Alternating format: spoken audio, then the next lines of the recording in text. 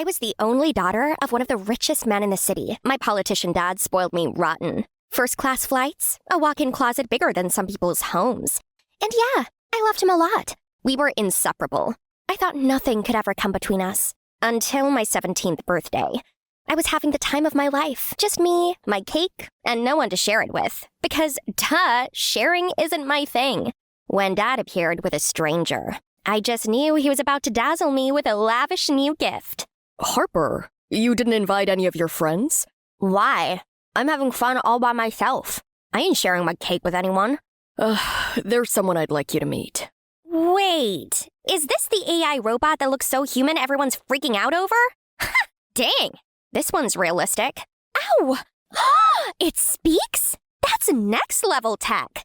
Harper, she's not a robot. She's your sister, Gloria. That was the moment my perfect little world crumbled. Gloria was his first daughter, from a woman he dated before my mom. She was 8 years older, already a lawyer, and apparently she was here to stay. She was calm, polite, poised.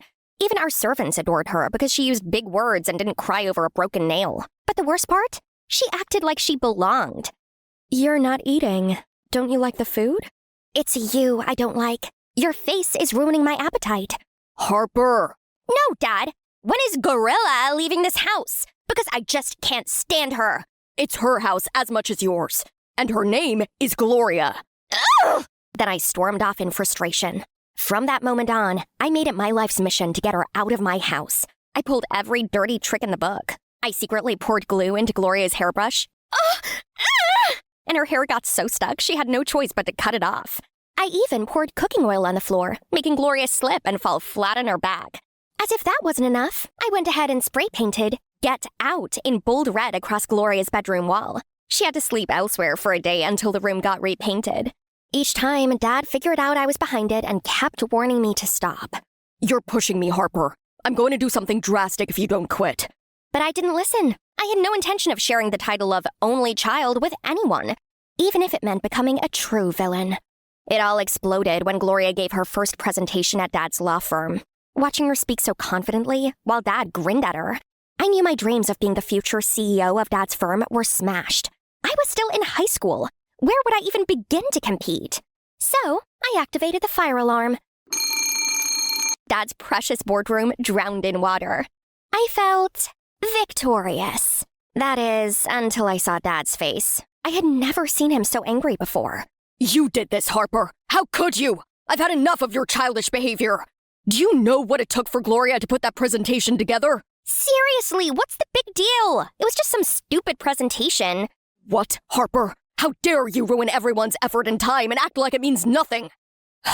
I think it's time I taught you a lesson. I just thought it was one of Dad's empty threats, but clearly, I was wrong when he took me away. And with a level of sternness I'd never seen in him before, I realized I had no other choice. Thousands of miles to a village in Texas, a place with no internet or spa, just a jungle with pooping animals. Then he dumped me with a distant relative named Megan, a woman who looked like she hadn't smiled since the 1800s. This will be your home for a month. No phone, no TV, no luxuries. You're kidding, right? Someone will pick you up in a month. Maybe by then, you'll reflect on your behavior. It took a day for reality to hit me. This was my new life for real. I screamed and cried. Megan, with her heart of stone, didn't even flinch when I refused to eat. My early days there were brutal. Waking up before dawn to fetch water from wells thousands of feet deep, walking miles under the scorching sun, and don't even get me started on the bathrooms. Actually, holes in the ground. I was on the verge of praying to go onward when... That day, Megan had forced me to follow her to the market. We had barely started shopping when a man suddenly handed me a bag of potatoes. Hey, you forgot your package. What package? We just got here. That's right. She didn't buy anything.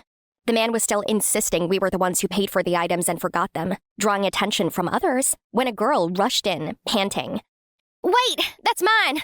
I felt chills when I laid eyes on her. It felt like looking into a mirror and seeing myself. Whoa, you two look the same. Her name was Inna, and that day at the market, everyone kept saying we looked like twins, just a different hairdo. She had a skinnier frame, and apparently, I had a better fashion sense.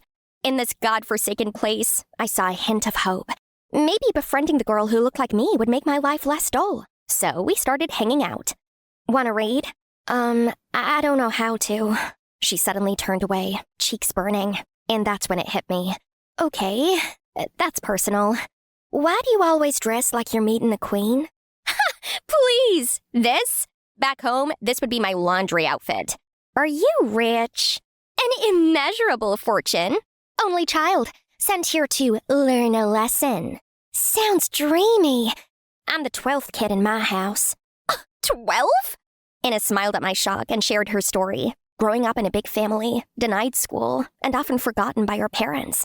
Yet she stayed cheerful. She even shared her food with me, though she barely had enough for herself. That moment hit me hard. How could someone with so little give so freely? How could 12 kids share a mom? Meanwhile, I couldn't even share my dad with one person. I was ashamed, but inspired to do better. I will teach you how to read. It will be fun. At first, meeting Inna was like a breath of fresh air. I taught her letters, books, and in turn, Inna taught me how to enjoy life without luxury. We were like two peas in a pod. She'd ask me things like how to pronounce certain words or how to walk with my chin up like I did, how I held my spoon. She copied my laugh. I thought it was cute, like she admired me. Little did I know, a secret was hiding beneath it all. Soon, it was time to leave. I'd grown attached to Inna and everyone, but I was excited to show Dad the new me. A day before I was supposed to leave, I shared all my belongings with anyone who cared for them. It had to be the first time I shared my stuff with others, and it really felt good. I'll miss you, Harper. I'll miss you too. But don't worry, I'll find you. I'll bring you to the city and put you in my school with my dad's support. Inna was my first real friend, and I truly cherished our beautiful friendship. The next day, the person to take me home was supposed to come very early in the morning. I waited for hours, but no one came. Are you sure your dad didn't forget? He wouldn't. Whatever disappointment I was beginning to feel was replaced with fear when someone came running in with really bad news. Harper, have you seen Inna? She's missing. Everyone is looking for her. Just yesterday, we were talking like everything was normal. How could she vanish without a trace? I joined the search. We scoured every inch of that village. No one had seen her. She was just gone. Inna's disappearance rattled me. Even the village police couldn't find her. I just wanted to go home, but it had been a week now, and there was still no one sent to come pick me up. And I was beginning to run out of my luck here. One day, I got my hair caught in some thorny branches while helping on a farm. I chopped off my beloved hair just to break free. Then I ran out of sunscreen. No SPF meant I tanned so badly, I barely recognized myself. I looked nothing like the pampered city girl I used to be. 2 extra weeks, and still no sign of Dad. I'd had enough. If no one was coming for me, I'd find my own way home. With the help of some kind fishermen, I made my way back to the city. I even prayed for Inna that wherever she was okay and would get back home safely. But when I got home, everything collapsed. Inna was in my house, in my clothes, talking to my dad. And then it hit me. Inna had gone missing the same day I was supposed to come home because she had come here instead of me. Inna, what are you doing here? While Inna stared at me in shock, Dad looked at me like I was some kind of alien. Who are you? Dad, it's me, Harper. You're not Harper. Harper doesn't look like this. His words crushed me, but I wasn't backing down. I tried to explain everything, but he just looked more confused. Dad, just take her away. She scares me. I saw red. I wanted to wipe that smirk off her face. Gloria, call security! There's a crazy girl here claiming to be Harper. This crazy girl is your daughter! Gloria came in then, and when I saw her, I automatically snapped. Oh, look! The gorilla's here! At that, Gloria and Dad stared at me wide-eyed. Only the real Harper would call me that. How can you be so sure who the real Harper is? I know how to settle this. Harper, can you remember the cake flavor you baked for me as a welcome when I came here? My memory's been kinda off lately. Maybe it was vanilla? Gloria suddenly flashed in a cryptic smirk. Then, without a word, locked eyes with me. Have you lost your mind? I never baked you a cake. Bingo. So obviously, the Harper that came back 2 weeks ago is the pretender. Turns out it was a trick question to expose Inna. My heart felt like it could burst with love for Gloria in that moment. Way to go, sis. Harper? Then who is... How? Oh, what's happening here? Inna happened. We all turned to face Inna, but she was already racing out of the room to the exit doors. Immediately, I ran after her. Way ahead of you, sister! With Gloria's help, we caught her just before she could escape. How could you, Inna? I made you my friend. I taught you. I gave you everything I had back there, only for you to backstab me this way. I'm so sorry. I didn't mean to hurt anyone. I just wanted to feel special. To be the only one. For once. If I knew you had a sister, I wouldn't have dared. And his words hit me hard. They made me wonder if I'd been living too selfishly all this time. Something about her seemed off from the moment she came back. There was this uncertainty, and she was overly polite to me. My dad couldn't believe his eyes at Inna's deceitful actions. Both he and Gloria were determined to turn her in to the police. But I begged Dad to let her go back home. Deep down, I understood Inna, her longing to live the life of a wealthy, only child. And I couldn't forget the happiness she brought me during the time we spent together in that countryside village. After all I've done, how can you still be so kind to me? It's my way of repaying the kindness you showed me during the hardest time of my life. And then we stood there, watching the car carrying Inna slowly disappear into the distance, tears still lingering in my eyes. Suddenly, I felt a hand gently touch my shoulder. I'm sorry, my dear. I failed to recognize my daughter and made you suffer through such a difficult life. A wave of emotion overwhelmed me, and I burst into tears. I threw my arms around my father, pulled Gloria close, and we all embraced each other. I'm sorry, guys. Weeks later, I did something the old me would never have done. I thought about Inna. How I had everything, yet always wanted more and was so unwilling to share, while she had nothing, yet shared so freely. So I convinced my dad to support her continuing her studies in that village, even though I could no longer keep the promise we'd once made to study together in the city. Deep down, I knew I couldn't go back to being friends with Inna again. You really have changed. That's amazing. And Gloria? Well, we started getting along as well. Thanks, Gloria. You didn't have to help me back there, but you did. What can I say? This house got pretty boring without your royal feistiness. No more pranks in this house or you'll lose all your hair. I still call her Gorilla sometimes, but only playfully. She's smart, funny, and always listens to me. Honestly, I've started to love this family life with such a wonderful big sister. Living in that village changed me. It humbled me. It taught me how much I took for granted. I used to think I had the worst life just because things didn't go my way. But losing everything, even just for a moment, made me realize how lucky I was. I learned that sometimes we don't see the value of what we have until we're forced to live without it. I woke up in shock to find my face covered in bandages. My face! This can't be happening! Right, Callum? Tell me this is not happening! Right after, the doctor entered the room. Miss, unfortunately, the glass from the car window has caused extensive trauma to your skin. As the doctor continued talking, I felt myself zone out and began to panic. My face is everything! Without it, my singing career is over! Ash, it's gonna be okay. I'll help you find a way to return to the stage. I promise. Hi, I'm Ashley, and I had a dream of becoming a famous singer. I used to sing on the streets to collect a few dimes. Then one day, a handsome and polite man approached me. I'm Callum, a talent scout, and I believe with your angelic voice and rare beauty, you have the makings of a star. It was love at first sight, and not only did I gain a manager, but also a hot boyfriend. He arranged for me to perform at cafes, bars, and restaurants. It was nonstop. I enjoyed it, but I had to admit I was also, exhausted. And that's when Callum suggested that I use autotune and lip sync to save my throat. Babe, I know this ain't right, but you're burned out, and I can't bear seeing that. You know, it's not forever. I think that way you can focus on dressing up and letting people admire that gorgeous face of yours. Hearing this did make me feel sad, but Callum knew what he was talking about, so I trusted him, while the fire inside me to perform on a professional stage still burned strong. Then one day, he told me some unexpected good news. No more small gigs. The famous company Dream M Entertainment is holding auditions to find their next big star. I've taken care of everything. You just need to be 100% confident in performing. This was it. My time to shine has finally come. But then that evening, while driving home and practicing singing, I had an uncontrollable coughing fit. I lost focus of the road for a split second and didn't see the incoming car until everything went dark. And the next thing I knew, I was waking up at the hospital looking like Frankenstein and certain that my big dreams were now in shatters.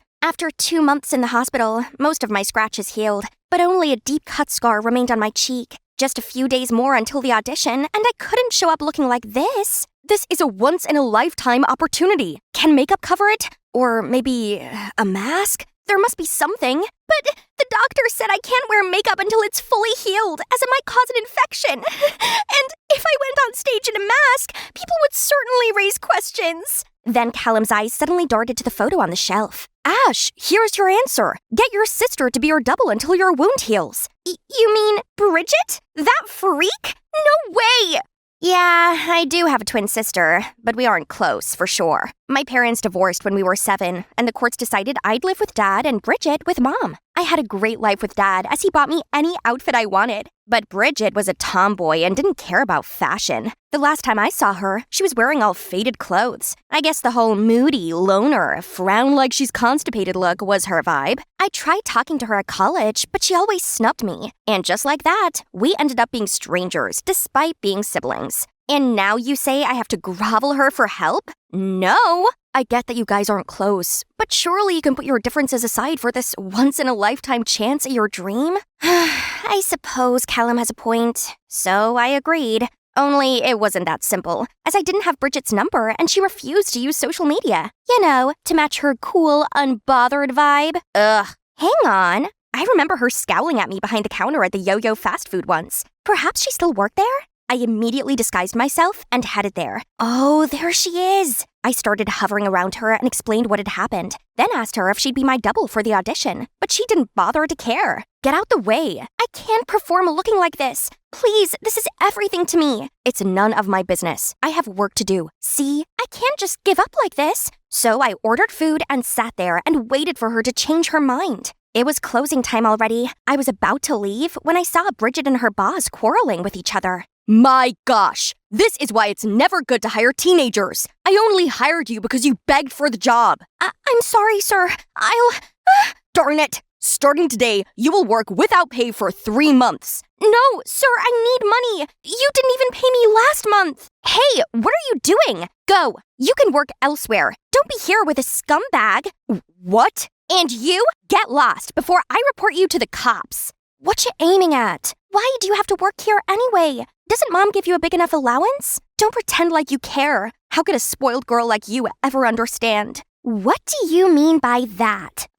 Anyway, you need money, right? I can help you. Bridget didn't answer, but I saw through her Miss Frosty persona. If you replace me until I'm recovered, then I'll pay you. A big check worth 10 times what you're making here. By the way, only 2 of us and my manager know about this, so don't worry. Then I gave her my number and told her to message me when she made a decision. She reluctantly took it, saying nothing and just left. But that evening, a message from an unknown number popped up. Okay, I'm in. You better pay me right. I immediately called Callum and told him the good news. Now it's time to turn Bridget into a temporary me. Normally, Callum and I keep our relationship low-key to maintain professionalism. And that's the same now. We're keeping it a secret with Bridget. Callum made it clear to Bridget that all she needed to do was to look pretty and lip-sync. But geez, that girl could only moan. This crop is too tight and constricting. Stop scratching like a monkey. I showed her how to stand straight and walk like a diva. And it shocked me when she said she'd never heard of skincare. No wonder her skin was as dry as the Sahara Desert, and her pores were as deep and large as black holes. No worries. The witches here will give you a magic transformation. Wow, she looked exactly like me, just without the wound. Even Callum was impressed. He instantly offered to help her into the car and drive her to the audition. I guess it made sense for Callum to keep her on our side. Now is not the time for stupid jealousy, Ashley. I disguised myself as Bridget's assistant and nervously waited backstage. The audition was such a nightmare. Bridget's lip-syncing didn't match the pre-recorded audio, and she danced like she had 2 left feet. Finally, the performance ended, and the first judge to comment was David Knight, aka the music wizard, master composer, and lord of melodies. Oh, I know this guy. He's sure a demigod in real life. Your singing was dismal, and your dancing was catastrophic. Did you get lost looking for the bathroom and wander on stage by accident? Having a pretty face isn't enough to keep you here. The judge sitting next to David suddenly grabbed the mic. Wait! He's the CEO of Dream M! You're wrong, David. Beauty is also talent. She's a diamond in the rough and only needs a little polishing to shine. After the show, Callum was overjoyed as he informed Bridget that she'd become a talent at Dream M and would soon become an A-lister. I was so excited too that I flung my arms around Bridget, but she coldly pushed me away. Enough for today. Since then, the three of us agreed that Bridget would perform on stage while I would record at the studio. The bad side was about putting up with David, the difficult judge at the audition who was in charge of my recording session. The only thing going for you is your face, so why hide it behind that mask? If you must know, I didn't have time to apply any makeup. Satisfied much? Sorry, what'd you say? It was too early in the day to deal with such a jerk, so I stayed silent and focused on the session. Your singing has improved significantly since the audition. It just still lacks some emotion. Thanks!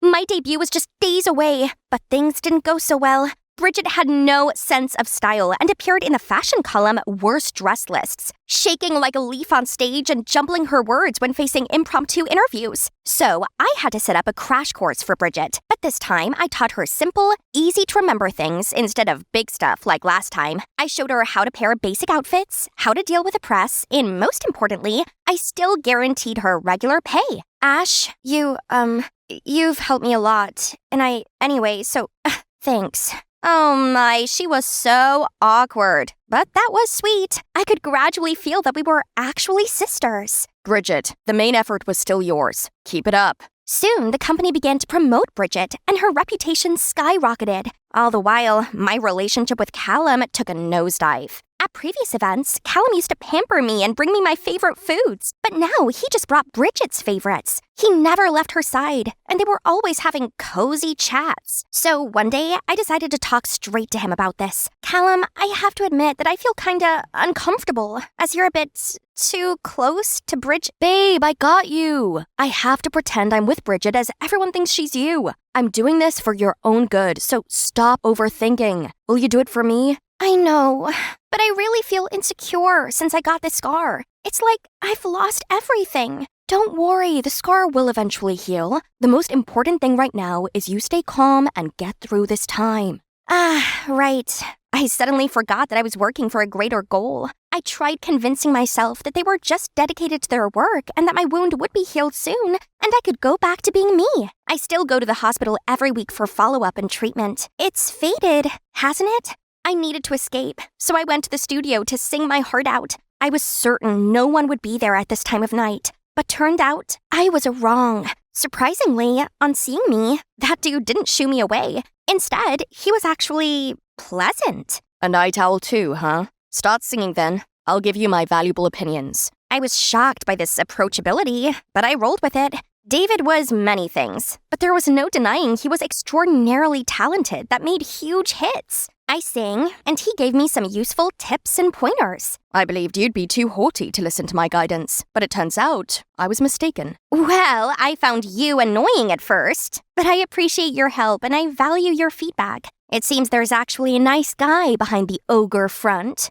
Sorry, what you say? I won't say it twice. Then I started humming a few lines from a song I'd written, but didn't realize I was singing it out loud until it was too late. That song is good. Whose is it? Actually, I wrote it. No need to be mocking. No, I'm not at all. I didn't know you had a talent for songwriting. Come here, let me hear the whole song. So we sat down together, and surprisingly, our vibe matched each other perfectly. Actually, you're the first person to take my ability seriously. Sorry? Hey, stop pretending! Actually, I'm not Gradually, Bridget seemed to figure out how to act like me, and her popularity grew. She was no longer sluggish and paid more attention to her appearance. Even Callum mentioned how he could only distinguish us by my wound. From then on, Callum said Bridget could do it herself, so they went to the shows without me. This feeling is making me squirm. On the one hand, I want Bridget to do well to help me out. On the other hand, I'm also feeling a bit resentful that I was replaced so easily. I also miss the way Callum used to care about me, but I remember what he said the other day, and I know I shouldn't be acting like a child. So I tried to distract myself by doing what I love the most, singing.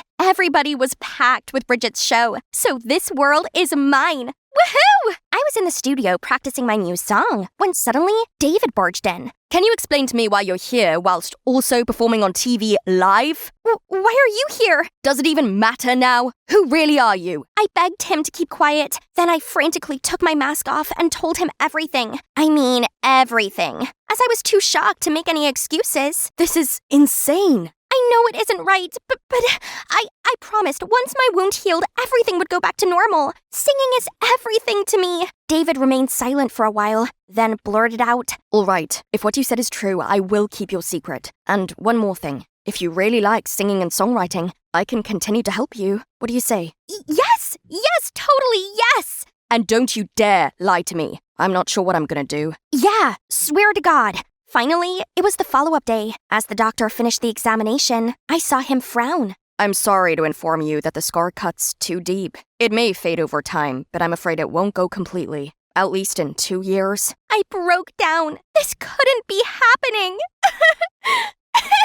Not knowing what else to do, I decided to go and find Callum. But when I arrived at his house, I saw that he wasn't alone. Bridget and Callum were sitting together and slowly leaning for a kiss. Ashley here, a superstar in the making. At least I was until the accident happened and I was left with a scar. With a huge audition coming up, my manager boyfriend Callum persuaded me to get my twin sister, Bridget, to pose on stage as me. She took on the glitzy parts of my life while I stayed in the background and recorded at the studio with David, my grumpy but talented music producer. It was only supposed to be until my scar healed, but then the doctor told me the devastating news. The scar was here to stay. Upset, I went around to Callum's for support and saw him there with Bridget. They were leaning in to kiss. I couldn't believe my sister and my boyfriend would do this to me. So with rage swirling through me, I karate kicked open the door and barged inside to confront the conniving snakes. How could you? My boyfriend and my own sister!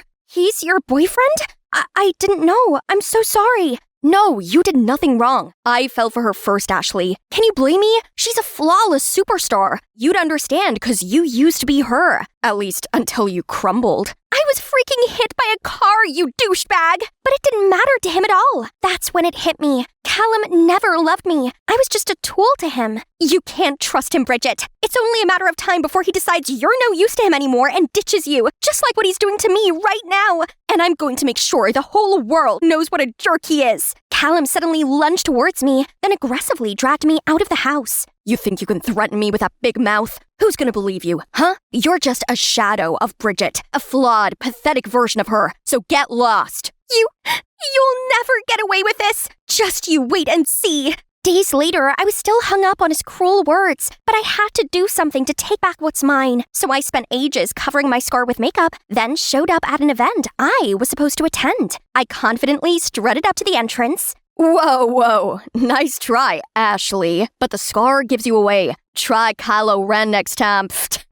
That stung. Feeling hopeless, I started walking, and my feet unconsciously led me to the studio. I turned on the lights and played my previous records. Surprisingly, my singing had improved one by one. So I turned up the song volume and sang and danced along. I was busting some crazy dance moves when I suddenly heard clapping. I didn't know you've got the groove. Come to think of it, I've never seen you this happy before. You have no idea what I've been through. I felt safe around him, so before I could stop myself, I blurted out what had happened.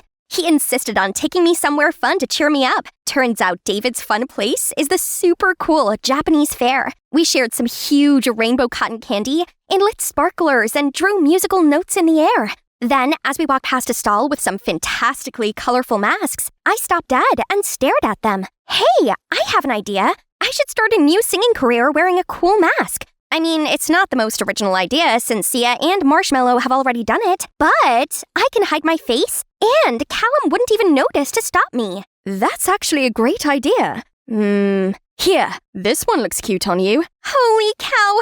Red alert! Red alert! You're falling for this charming, handsome, talented music producer guy. It's on me, by the way. Consider it a lucky charm, okay? For sure. I swooned and was motivated to create a YouTube channel right away, starring me singing with my mask on, and used Vixie as my stage name. At first, I only covered other artists' songs, but as my confidence and following grew, I began singing the songs David helped me write. Although the netizens quickly spotted the similarities between my voice and Bridget's pre-recordings, they're both mine, but the difference is, one uses a ton of auto-tune and one does not. Then, one by one, I released more songs, and over the course of a few months, my channel grew to over 1 million subscribers. For the first time in my life, people actually saw me for my musical talents, not for the way I looked. So, to thank them, David and I spent weeks in the studio composing a special song called Thistle's Bloom to release on Valentine's Day. Then one day, David was invited to the Grand Gala, which was a massive event full of the hottest stars, and he took me along with him. The party went off to a great start, and everyone was so complimentary about my music.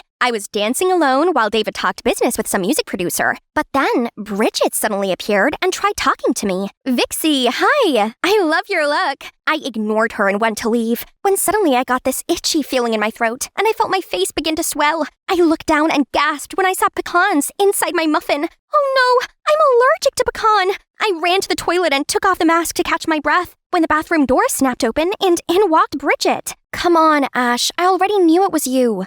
"Sorry, guys, the door seems to be stuck." She slammed the door shut and went trying to help me. I didn't want her help, but I didn't have much choice. I put my mask back on and let her place her jacket around my shoulders and sneak me out of there. She got her driver to pick us up around the back of the building and take me home. Then she made sure I took my allergy medicine. Don't expect me to thank you for this. No, after you left Callum's house, he told me you gave up singing for me and that you gave us your blessing. But when I saw videos of Vixie going viral, I instantly knew it was you, and he'd lied to me. Yeah, he's good at doing that. I feel really bad for what happened, so I want to make it right. I'll give you back your place as a singer. You're serious? Absolutely. I was so relieved you hadn't given up on your passion. You have no idea how amazing you sound. Actually, I do, but I can't take all the credit. David helped me produce the song, and we're actually releasing it this Valentine. Really? I can't wait to hear it. Fine, you can hear the demo if you want. She loved the song, and I had to admit, it felt good having my twin back.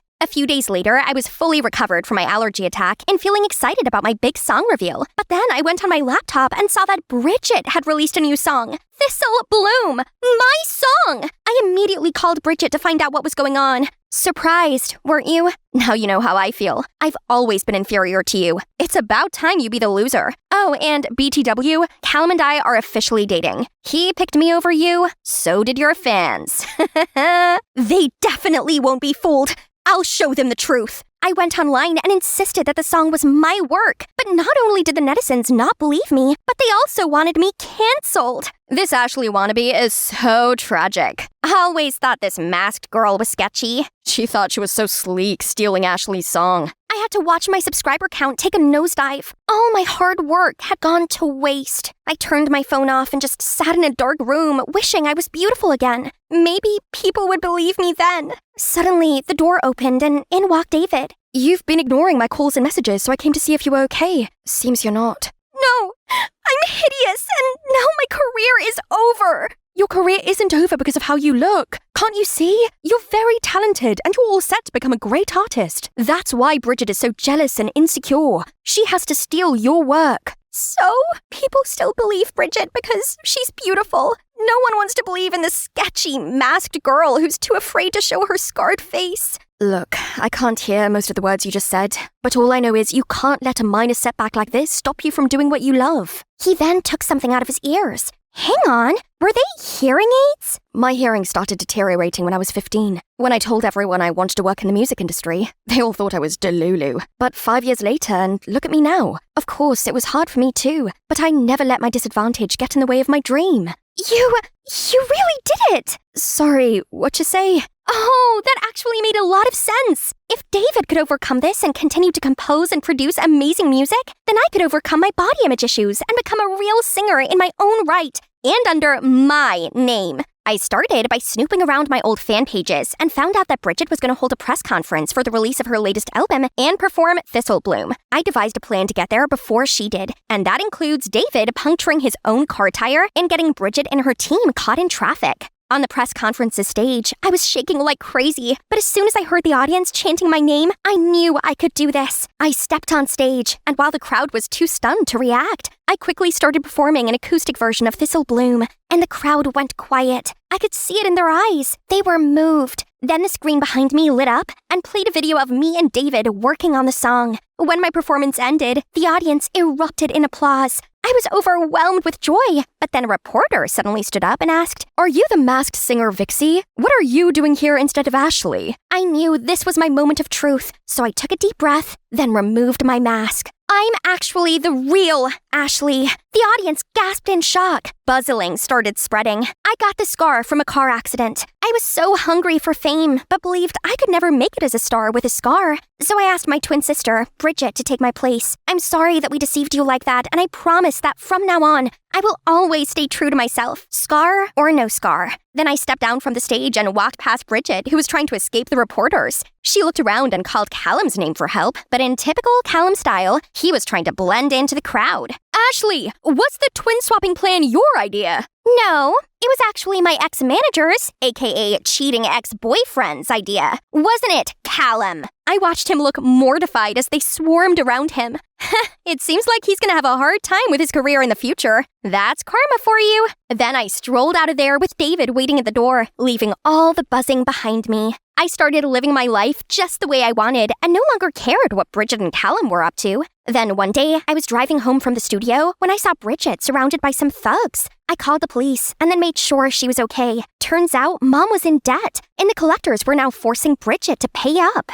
My life's a failure. I tried to be you to escape this pathetic reality, but got carried away and wanted to replace you. I don't have any excuse for my actions. Just punish me however you want. I stayed silent for a while, then eventually decided to drive her home. It made sense now. Bridget despised me because she'd spent years suffering with Mom, while I had a privileged, happy life with Dad. I felt bad for her, because after all, she's just a victim of Mom's neglect. So, I used the money Bridget had made while being me to pay off Mom's debt, and then I spoke to Dad and arranged for her to move in with us. Things aren't perfect between us, but we're getting there. She's still super shy and moody, but she's doing a lot better than she was. I learned to accept the scar on my face and became a real singer. I may not be a household name, but I guess I'm pretty famous, and also an inspiration to young girls who feel self-conscious about the way they look. And you know what? I'm happy with that. Best of all, I now have a cute, kind, loving, albeit grouchy at times, boyfriend, David. We even opened a music company that judged our clients on their talent, not their appearance. I was cuddled up next to David watching the news when the reporter said there was a groundbreaking new scar treatment available. Do you still want to remove your scar? No,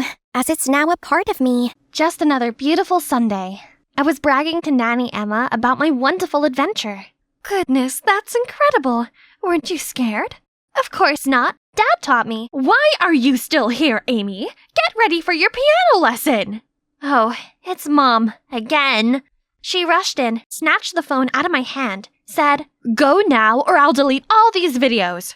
Okay, just delete them. Nothing you do could ever make me care more about those noise-making logs. Then I left to my room. Always ballet and piano and violin. What kind of mother forces her kid to do things they don't like?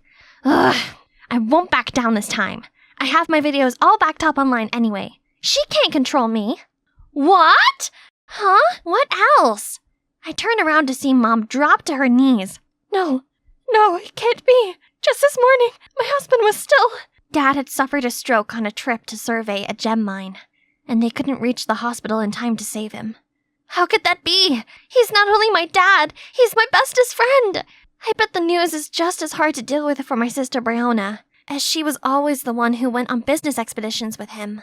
He's the best dad we could ever ask for, but he's gone. And it felt like Emma and Brianna were the only people who really loved me now. Just last week, Dad was sitting here, next to me. Darling, it's not good for you to just sit home and wallow. Why don't you get out of here for a few days? And go where? Next week, your sister is going on a trip to a new mine. You can tag along. I'm sure she'd enjoy the company. I don't know. I don't like business trips. I'll bet you can make time for some adventures while you're there. There's bound to be hiking and things you like to do. Since when does Mom support any of my hobbies? She really must not want me around, huh? If that's what she wants. Okay then, sure. We were already running late for our flight when Brianna realized she had forgotten her passport. I offered to stay with her, but she insisted that at least one of us should make the flight. She assured me she'd be back in time for the next flight and we'd see each other soon, so I hugged her goodbye and headed toward the gate. While waiting for Brianna to arrive, I've already booked myself a skydiving session, as recommended by the hotel's receptionist. This thing is right up my alley, but the weather doesn't look too good. Are you sure this is normal? 100%. That's what makes it special here. People come from all over just for these wins. This is what you call extreme sports, isn't it? Yeah, right. Bring it on. So on the count of 3, I was free-falling. It was an unrivaled exhilaration, the ultimate thrill, until I deployed my parachute. Instead of gently floating to the ground, I was carried away by gust after gust of wind. Then I blacked out. I slowly opened my eyes. What has happened? Am I in heaven now? I look around to see nothing but a beach, framed by a dense forest. This place was clearly deserted. Maybe not so deserted. There I saw a group of tribal people, dressed in strange clothes, wielding spears. I tried to move closer to get a better look, but game over. They all turned to my direction. I ducked down immediately, but their footsteps grew louder. I held my breath, wishing for a miracle. Oh no, this is definitely my end. But unexpectedly, the hand pushed me down further into the bushes, as if they were trying to hide me. I looked up and saw it was a man talking to the other in a native language. The talking stopped. Seemed like the rest had left. Thank you so much, handsome mister. Sorry for bothering you. I'm gonna get going now. I may have let you off, but the others won't. These people are aggressive and will attack any intruder. Oh, he can speak English? Nice! I'm safe now! As I followed him through the forest, he stayed quiet, but I couldn't help brimming with questions. Where did you come from? Why are you here? You're not a local, right? Are you a scientist? Can you at least tell me your name? Silas. Okay, Silas. May I borrow your phone to call my sister? She'll pick me right up. Do you think I'd be here if I had a phone? I also got here by an accident a couple of years ago. Living like one of them is the only way to survive around here. At least until someone comes to save us. No, that can't be. It wasn't a deserted island, but I was certainly deserted on it. We arrived at a cave on the other side of the island where, according to Silas, the locals never roam around. You'll be safe here. I'll be right back. I didn't need him to take care of me. He may have stayed here for years, but I won't. I'll escape. It wouldn't be so hard to build a raft, right? So I gathered some logs. You hungry? Silas came back and threw something wrapped in leaves. Ah! Get these gross bugs away from me! I would rather starve. These are a delicacy. You have no taste. Stay here. Don't do anything stupid. It's getting dark, so I had no choice but to go to sleep hungry in the stuffy, mucky cave. There's dirty moss and bugs everywhere. Ew! At the break of dawn, I couldn't stand it any longer. I got up to continue working on my raft. Ta-da! Easy peasy. Now goodbye, stupid island! But no! My beautiful raft crumbled and sank as soon as it touched the water. Feeling defeated, I laid on the sand in frustration. Suddenly, I heard a whistle. Silas? How am I supposed to get up there? Am I his pet or something? What gives? Making me walk all the way up here? Mind you, I haven't eaten in a day. Then let's go get breakfast. But get changed first. He then took me to a river and showed me how to catch fishes. What do you mean I'm supposed to get my breakfast with this stick? Watch and learn, princess. Then Silas jabbed the spear into the water again and again until it's full of fishes. Okay, wanna challenge me? Psst, that's easy. Only, it's not. It's like the fishes could read my mind. It's been like half an hour and still nothing. There's plenty of fish in the sea, but somehow you can't catch any. Don't expect anything from my batch. Whatever. I'm not hungry. I don't need him. My sister will surely come and get me out of here on our private chopper soon. But Silas was really rubbing it in, grilling fish in front of me until the delicious smell filled my nose. But no way I'd give in to this. This is your best bet. Unless you want to try grilled rat or cicada or... Fine, gimme. When we first met, I thought you were cute. But after seeing this... Ugh, this smug Tarzan. Full now? Then it's time for work. Work? So you're only keeping me around to be your slave? Do you want to keep living in that cave? You shouldn't steal the bugs home like that. We continued to walk deeper into the jungle until we reached this huge tree. We should build you a shelter up there. You'll be safe from the wildlife, and the natives don't go to this area. Does it need to be up so high? If they are that dangerous, how come you survive here this long? Are you playing me? I got really lucky. I was swept away by a storm while sailing alone. And when I washed up here, the natives were so ready to, send me to God. But thankfully, the chief's daughter, Nora, desperately begged her father to let me live. And for some reason, he did. That wouldn't happen to just anyone. Oh, this Nora girl must have been caught in some love at first sight. That's why you stayed here all this time. So romantic. Stop wasting time. Let's get to work. Building a shelter proved to be more difficult than expected. And Silas proved to be quite bossy. Hand me the big branch. Bigger. Amy, rattan rope. Give me another knife. Just wait a second. Let me catch my breath. You were so determined a few minutes ago. Go take a break. I want to finish this before sunset. I sat there, watching Silas work as the afternoon turned to dusk. And I must have dozed off for a while, as when I woke up, the treehouse was done. To be honest, it was better than what I expected from him. But where is he? I looked around, but the only thing I found was his scribbles on the ground. Stay here. I was glad to have my own shelter, but there was nothing to do to pass the time. Suddenly, there was a sound. Must be coming from the tribe. I followed the direction of the sound, hoping not to get lost. But soon enough, I found a clearing, where a group of the natives were gathered around a huge bonfire. They were chanting something. Others were dancing, others cheered. It looked like they were having fun, which hit me with a wave of homesickness. For a moment, I was so lost in their celebration that I forgot I was being stealthy. Uh-oh, not again! I could have tried to run, but I froze. Thankfully, Silas stepped forward, telling the others to stay. As he approached, we made eye contact briefly before he signaled people that the coast was clear, then gave me a quick wink before returning to the fire. Shortly after I returned home, Silas did too. Are you trying to get yourself killed? I'm not kidding when I say it will be very bad if they find out about you. I'm sorry. I'm just scared and lonely. I'm all by myself and my family must be looking for me everywhere. To my surprise, Silas came over to comfort me. Everything's gonna be all right. I got you. Who? Where? How are you here?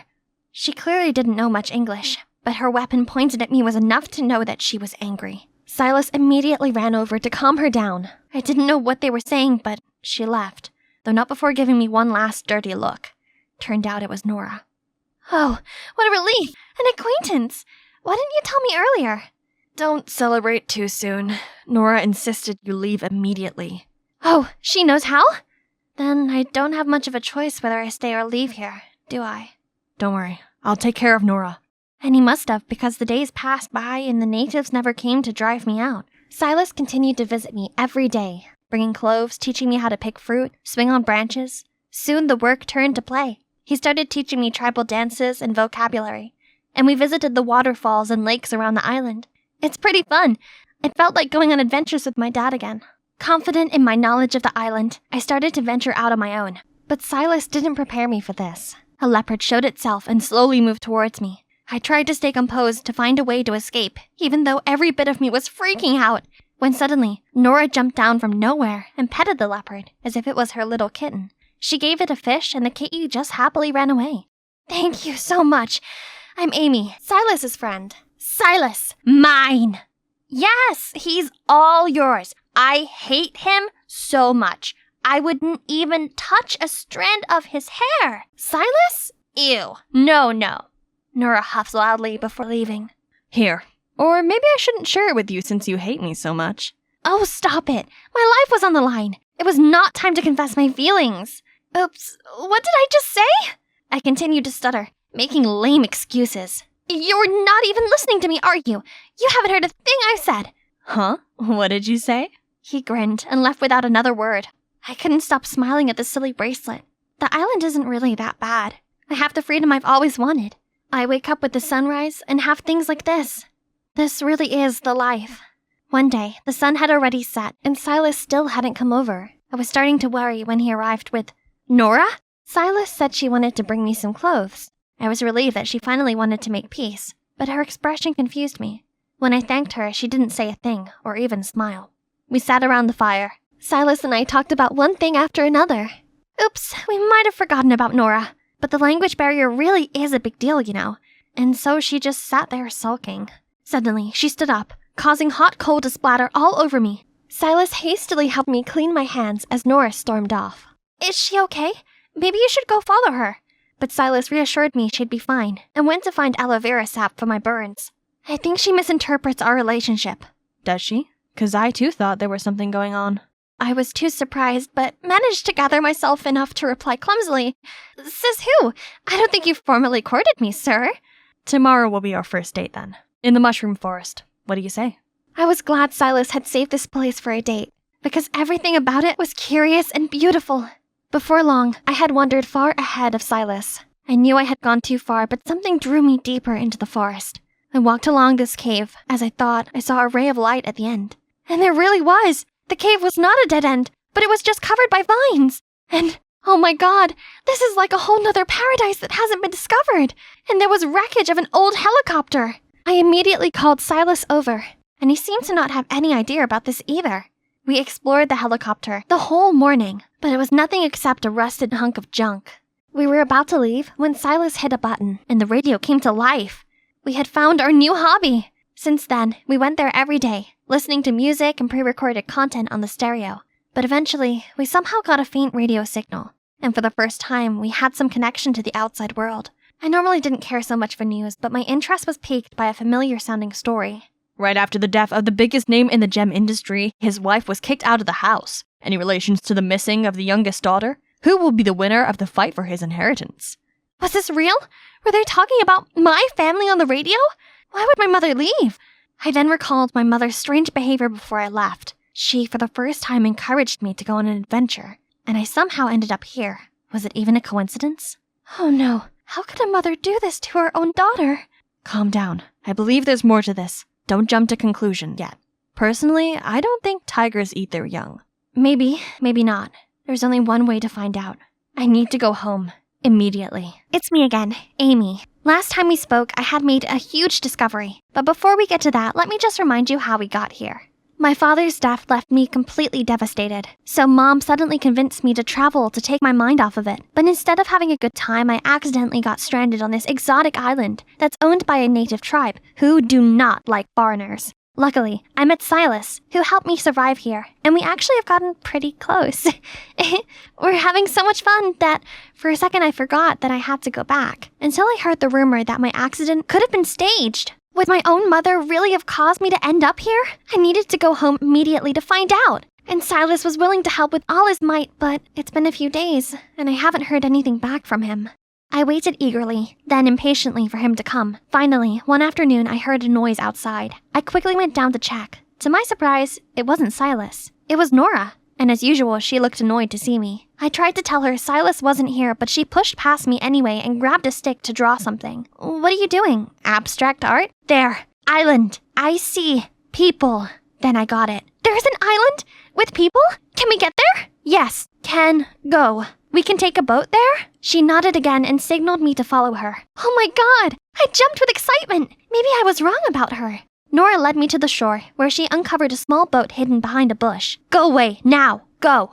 Go! Nora pulled me towards the boat, sat me down, and started pushing the boat towards the water. Isn't it a little late to sail now? Wind! Wind faster! As we reached the edge of the tide, I realized, wait, I need to tell Silas I'm leaving! Nora immediately became frustrated. Silas, with Dad! Danger! I didn't quite believe her, but I also didn't know if I'd get another chance like this. I couldn't imagine leaving Silas behind without a goodbye. I felt a pit in my stomach, but we will meet again someday. Definitely. Our family has all the money to rescue him later. Just hang on a bit more, hun. I'll go get help. Nora kept pushing me, and she's right. The patrol could detect me at any moment, so I started paddling away. See you again, Silas. But I only managed to go for a few feet, and then it's like my boat got stuck on something. I turned around to see. Silas? What do you think you're doing? Hey! Nora said that there's an inhabited island nearby, and I didn't want to miss the chance. Get off the boat. It's too dark and too dangerous to go out there by yourself. I'll go and check it out first and come back by morning to let you know if it's safe. Stay here. I was confident in his sailing ability, but it seemed Nora wasn't. She ran to cling to his arm, begging him not to go. Still, he ignored her and got on the boat. Nora glared at me before storming off, but I stayed on the shore for a moment, watching Silas disappear into the dark sea. Soon enough, the winds grew stronger and the rain started coming down hard.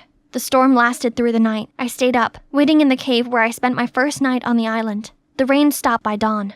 I couldn't sit still and kept marching back and forth along the shore, looking for any signs of Silas. Nora returned soon after, yelling at me in her native tongue. I didn't understand anything she was saying, but I knew she was just as worried for Silas as I was. He'll be back soon, safe and sound. I trust him. And moments later, there he really was, coming back to shore. I couldn't help but run up and hug him as soon as he stepped out of the boat. I asked if he was okay and how he dealt with the rain, and Silas answered all of my questions with a tight hug. But soon we were interrupted by Nora. She shouted angrily and then stormed off. Silas chased after her and said some things that seemed to calm her down. That island is actually your family's gem mine. I've let them know that their boss lady is alive and well and ready to go home. Oh my god, really? They have their ship ready just a bit further offshore since it's dangerous to get close to the island, you know. Just sail out a little bit and they'll pick you right up. Yay! I'm finally leaving! We're finally...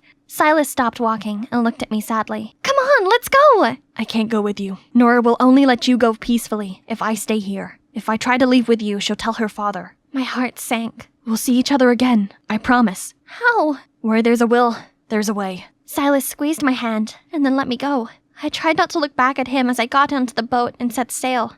I traveled for what could have been a few minutes, or a few hours. I couldn't tell anymore, until I was finally spotted by a larger vessel. They set out a lifeboat for me, and once on board, I was well taken care of by everyone, offered food and warm clothes. But first thing first, I had to contact my family. I called home and the person on the other end was my grandmother. She's as surprised to hear my voice as me hearing hers. Turns out, after all the shenanigans that happened after my father's death, my grandma had moved into our house to take care of things and wait for my return. We cried for a good 10 minutes, and then I told her not to worry. I was safe, and that I'd be home soon.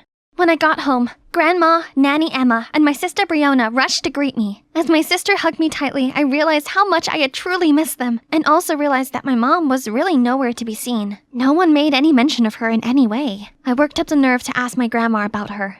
Right when the police said there were signs of foul play in your disappearance, I already got suspicious. Then when Emma said it was your mother who suggested you go there and play those silly games, I immediately kicked her out. People are truly full of surprises. Do you really think Mom was masterminding all this? She was really trying to get both of you. Brionna was lucky she forgot her passport. Don't be glum, dear. You still have me, and Brionna and Emma, too. We all love you and care about you very much. Now, go have some rest. It must have been a long journey for you. The next day, as soon as I got up, I went looking for my sister to confirm the things Grandma had said. When I found her, I couldn't stop the tears from spilling out. How could Mom have been the one to do this? Why would she do something like this to her own children? Amy, never listen to a story from one side only. Huh?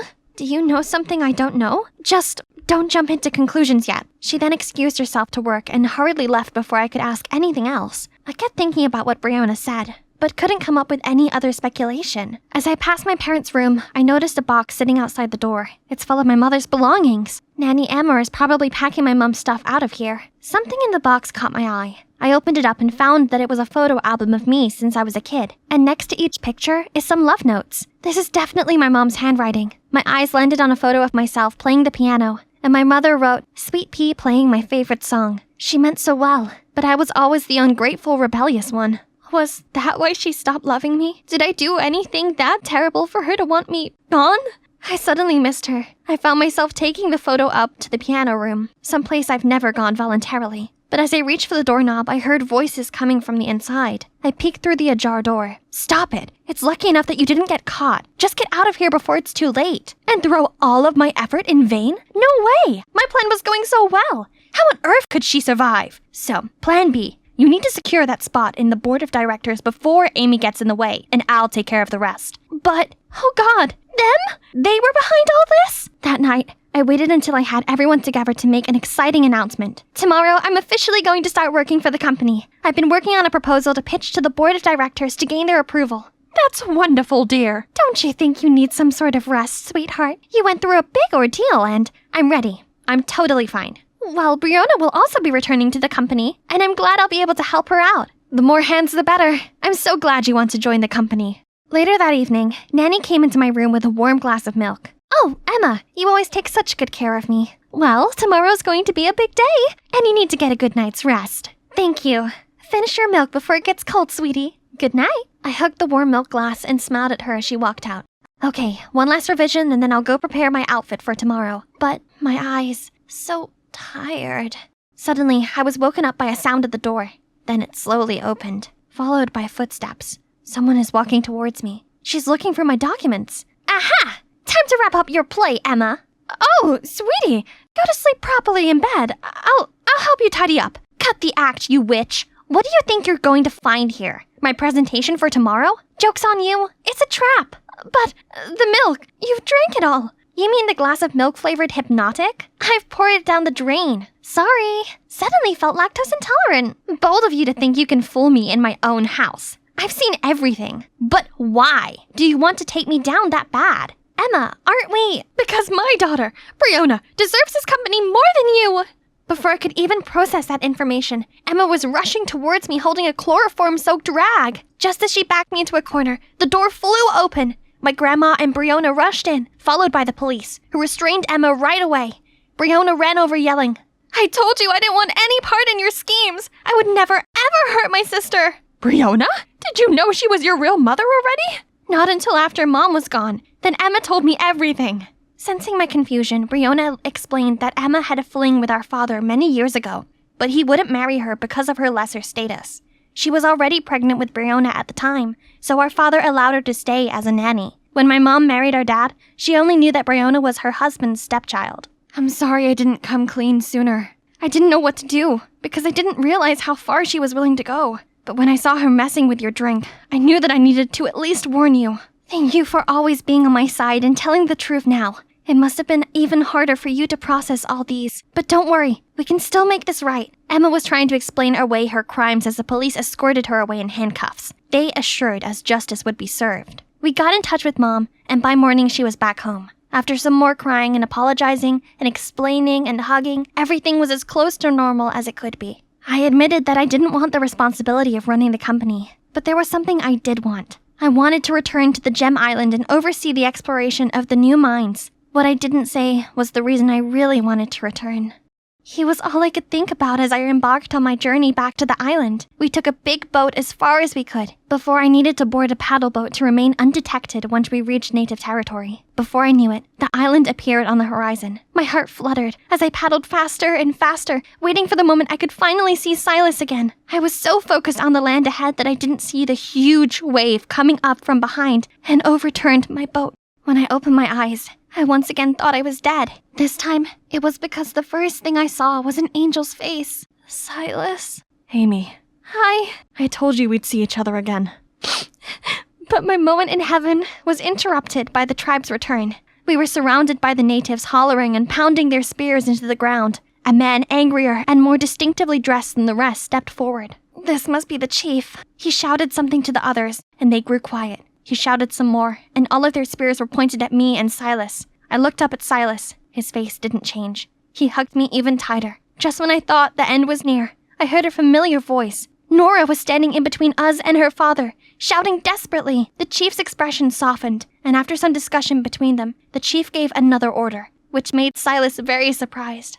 So, yes, thanks to Nora and all the good deeds that Silas has done for the tribe, they spared our lives. But they ordered us both to leave their territory right away. So Silas and I moved to the main island, where my family's gem mine is located. Here we still have the beauty and simplicity of the wild lifestyle, while being connected to the rest of the world and helping manage our family business. So it's okay that we're not allowed to stay on the tribe's island. Not to mention, we still have a friend who often comes to visit. Nora had nagged her father to allow her to come over to our island every few days. It was at first because of Silas, but I think that she has set her sights on someone new now.